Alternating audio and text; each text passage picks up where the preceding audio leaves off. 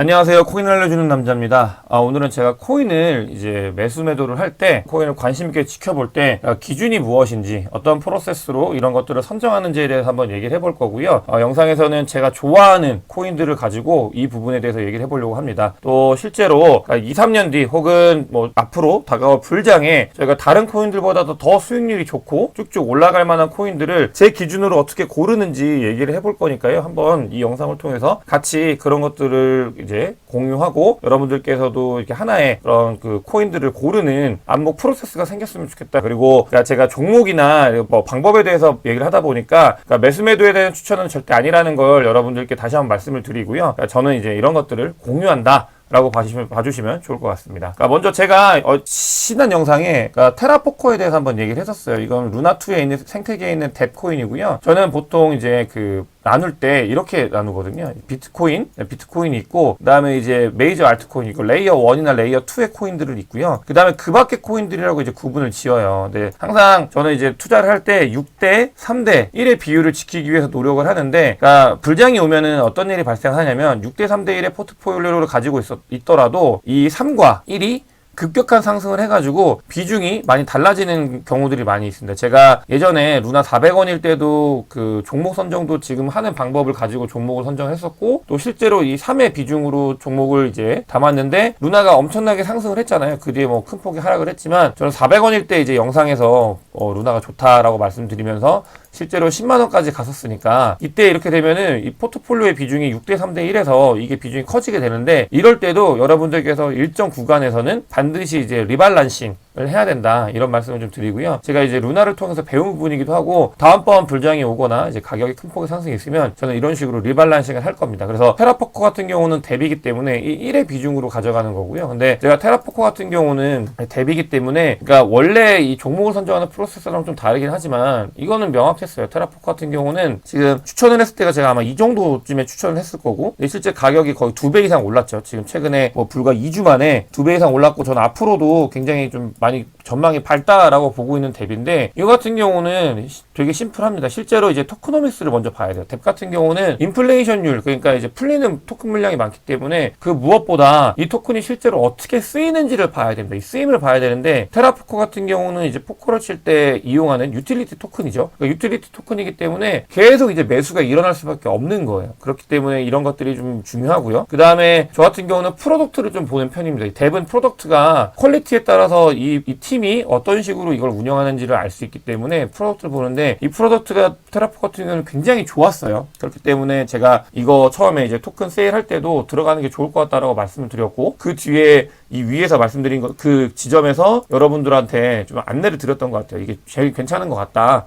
그런 부분들이 이제 더해져가지고 테라포커에 대해서 안내를 드렸고, 실제로 안내 드린 타임부터 거의 뭐 쉬지 않고 올라가지고 2배 이상 올랐는데, 영상을 보시면서 도움이 되신 분들이 있었다면 좋을 것 같습니다. 이런 기준으로 저는 뎁을 선정을 하고요. 그 다음에 이제 또 뎁이지만 중요한 게 사실은 실제 유저와 이 액티비티성이거든요. 이게 얼만큼 활성화되고 있는지. 이거는 뎁뿐만이 아니고 모든 레이어 1 코인을 제가 볼 때 굉장히 중요하게 보는 부분이에요. 그건 무슨 말이냐면은 생태계 활성화 부분이나 이런 소셜 지수, 이런 것들과 더불어서 실제로 이게 얼만큼 활성화되고 있는지를 보는 게 중요해요. 저는 이거를 레이어 1에서도 굉장히 중요한 부분으로 차지를 하고, 그 다음에 실제 성장했을 때 미래 성장 가능성이 커진다라고 보고 있기 때문에 그런 것들을 좀 보고 있고, 테라포커 같은 경우는 보시면은 테라의 덱스보다도 오히려 트랜잭션을 더 많이 보냅니다. 더 많이 보내고, 그렇기 때문에 많은 유저들이 더 많은 트랜잭션을 일으키고 있다라는 게 보여지고 있고요. 실제로 테라포커가 이때 런칭을 했는데, 이 웃긴 게 런칭을 하고 나서 테라의 트랜잭션 볼륨이 늘었어요. 거의 제가 계산해 봤을 때 뭐 30-40%는 테라포커 때문에 더 늘을 만큼 이제 어떻게 보면 레이어 1에서 뎁이 굉장히 좋은 성과를 내고 있고, 이게 계속 지속이 되고 있기 때문에 전 앞으로도 가격이 지금 너무 급격하게 상승을 했으니까 조금 빠진다면 굉장히 좋은 이제 매수의 어떤 조건이 되는 게 아닐까, 이런 생각을 하는데, 그러니까 염려해서 말씀드리지만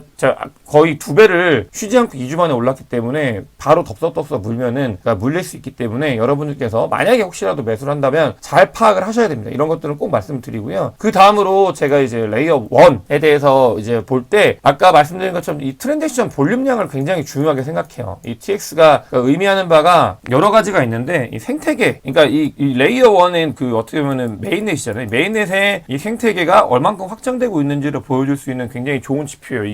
이 TX는 생태계 확장과 그 다음에 이제 커뮤니티, 그다음에 실제로 프로덕트가 얼만큼 잘 동작되는지 이런 것들, 미래 가치 이런 것들까지 내재하고 있는 그 가치라고 저는 생각을 하고 있고요. 그렇기 때문에 이걸 굉장히 높게 보고 있고, 그 다음으로 중요한 게 시가총액입니다. 이 시가총액은 중요할 수밖에 없어요. 현재 시가총액이 얼마인지도 중요하지만 사실 그거는 불장이 왔을 때 엄청나게 상승을 하기 때문에 당장 얼마인지 이런 것들보다는 비교할 수 있는 곳에서 이 위치가 어디인지가 되게 중요한 것 같아요. 저 같은 경우는 그래서 레이어 1 같은 경우는 40위권 위에 있는 거는 그러니까 먹을 게 그렇게 많지 않다라고 저는 생각을 해요. 뭔가 저희가 2배, 3배보다는 20배, 30배 오르는 코인을 골라야 되잖아요. 그런 측면에서 레이어 1에서는 그 이외의 거는 사실은 뭐 비중이 6이었던 비트코인이나 이더리움이 그걸 이제 포지션을 가져가기 때문에 이제 이 공격적으로 좀 투자해야 되는 3회 부분 레이어 1에서는 저는 40위권 밑에 있는 코인들을 굉장히 선호하고요. 그 다음에 아까 말씀드린 트랜잭션 볼륨이 이제 성장하고 있는 코인들을 좀 많이 보려고 노력을 하고 있습니다. 이게 되게 중요한 부분인데 사람들이 그런 것들을 따지지 않고 뭐 이게 뭐 어떻게 보면 VC들의 실링이나 이런 것들을 통해서 좋은 코인을 이제 고르려고 하는 그런 부분이 있지만 저는 이런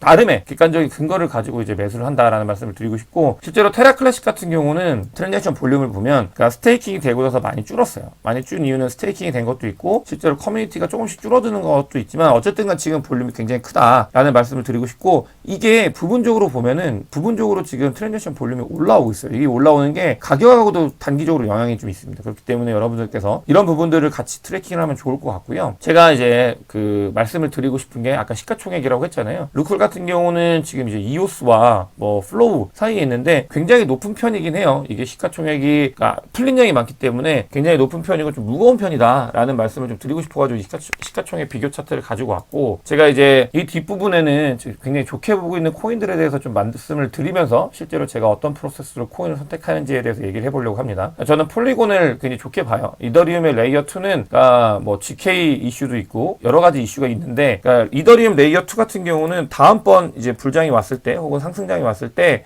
저는 하나의 메타가 될 거라고 분명히 확신을 하고 있습니다. 이 트랜잭션 볼륨 TX에. 그러니까 왜냐면 이더리움이 그러니까 가스피가 비싸가지고 이더리움 레이어 2가 많이 나왔었는데 이걸 정리가 되면서 사실은 불장이 끝나가지고 그래서 그런 것들이 좀 많이 혜택을 못 받지만 다음번에 저는 메타가 될 수 있다라고 생각을 하고 있어서 이분을 높이 보고 있고, 폴리곤을 굉장히 좋아해요. 폴리곤은 마케팅적으로도 잘하고 있고 실제로 하루에 그 액티브 어드레스도 굉장히 큰 폭의 상승을 하고 있고 또 이게 이제 트랜잭션 양도 잘 유지를 하고 있습니다. 그래서 폴리곤에 대해서 굉장히 좋게 보고 있고, 근데 그것과 더불어서 사실은 폴리곤은 근데 시가총액이 40위권 위에 있거든요. 거의 10위권 정도 돼요. 10위권 정도 되고 10에서 왔다 갔다 하는데 이렇게 되면은 불장이 와도 뭐 2-3배 먹으면 잘 먹는 거고 뭐 5배까지도 가능하겠죠. 뭐 그 이상 일이 생기면 가능하겠지만 통상적으로 저는 이렇게 생각을 해요. 그렇기 때문에 이거보다도 더 크게 먹을 수 있는 건 무엇일까라고 고민을 항상 하는데, 그 뒤에 보면은 이제 그런 부분들을 좀 해결하기 위해서 제가 폴리곤을 좋아하는 이유를 말씀드렸잖아요. 다음번 불장에 이제 레이어 2 메타가 올 거라고 보고 있고, 근데 그런 메타를 같이 먹을 수 있는 게 또 다른 레이어 2가 있어요. 마찬가지로 폴리곤처럼 이더리움의 가스피 문제를 해결하겠다라고 나온 게 있는데 그게 이제 아비트리움 이라고 볼 수 있는 아비트럼이라고 이 코인이 있고요. 그 다음에 제가 보는 게 또 이제 옵티미즘이 있습니다. 이 두 가지를 가지고 이제 제가 그 이더리움 레이어 2의 그런 메타를 먹기 위해서 굉장히 관심 있게 보고 있는데, 특히 저는 그 중에서도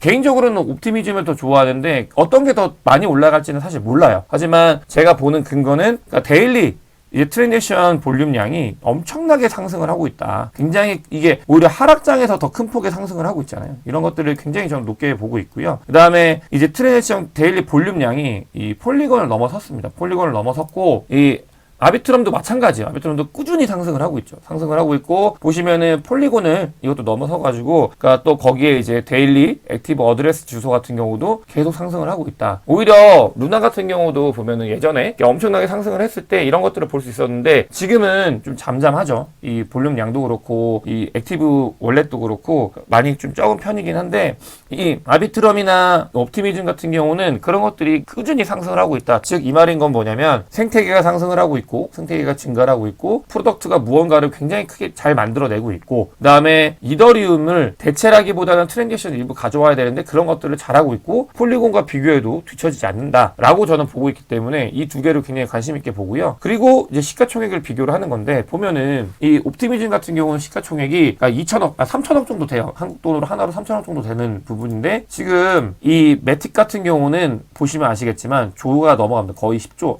8조 이렇게 가까이 되는 거죠. 이거는 3천억, 8조. 그렇기 때문에 트랜잭션 볼륨량은 같다라고 보고, 그 다음에 이제 옵티미즘이 매틱과 같은 역할을 할 거다라고 봤을 때 시가총액이 굉장히 적은 편이다라는 걸 비교했을 때라고 느낄 수 있죠. 이게 시가총액이 어느 위치에 있는 것도 중요하지만 비교군을 보면서 비교군에 비해서 어느 정도나 싼지, 이게 되게 중요한 것 같아요. 그래야 이제 올라갈 수 있는 캐파가 크기 때문에 이런 것들을 봤을 때 저는 뭐 개인적으로는 옵티미즘이나 아비트론 같은 경우는 기회가 아직 있다. 다음번 불장에 큰 기회를 주지 않을까라고 생각해서 좀 관심 있게 보고 있고요. 다만 여러분들께서 제가 지금 보여드리는 코인 선택하는 방법은 단기적, 중기적 관점이 아니에요. 이거는 중장기적으로, 그러니까 제가 루나를 400원에 사서 10만 원까지 가본 것처럼, 그러니까 이렇게 엄청나게 큰 폭의 상승을 할 만한 코인들을 가지고 이제 오랫동안 들고 있는 코인들에 대해서 말씀을 드리는 거기 때문에 단기적으로 하락을 할 수도 있고 횡보를 할 수도 있고 그 누구도 알 수 없습니다. 하지만 제가 오늘 영상에서 말씀드리고 싶은 거는, 제가 이제 큰 폭의 상승을 했을 때 어떤 코인을 바라봐야 되는지, 어떻게 제가 코인을 선정하는지 그 프로세스를 말씀을 드리는 거라는 거 다시 한번 말씀을 드리고요. 여기에 이제 혹시라도 이걸 막 갑자기 너무 좋게 보시는 분들이 계실까 봐 말씀을 드리는 건데, 그러니까 보면은 옵티미즘도 그러니까 이게 인플레이션이 아니고 그러니까 팀 물량이 풀리는 부분이에요. VC의 물량이나 이런 것들이 풀리는 건데 그게 조만간 다가온다. 이런 것들이 있기 때문에 늘 이런 것들까지 고려해가지고 신중하게 접근을 해야 돼요, 여러분. 이거는 인플레이션이나 토큰이 언락되는 거는 굉장히 토큰 물량의 분배에 커진 영향을 받는 거기 때문에 이 부분이 굉장히 중요하고요. 그래서 여러분들께서 이런 것들도 트래킹을 해야 됩니다. 폴리곤 같은 경우도 많이 풀린다고 했는데, 폴리곤은 대표가 자기는 다 스테이킹 한다라고 선언을 해가지고 그게 이제 좀 약간 해소가 됐는데, 이 옵티미즘과 다른 것들도 이런 부분들까지 고려를 하면서 저희가 중장기적인 투자에 대해서 접근을 해야 된다라고 말씀을 드리면서 오늘 영상은 여기까지 진행하겠습니다. 영상이 도움이 되셨으면 구독과 좋아요 부탁드리겠습니다. 영상 봐주셔서 대단히 감사합니다.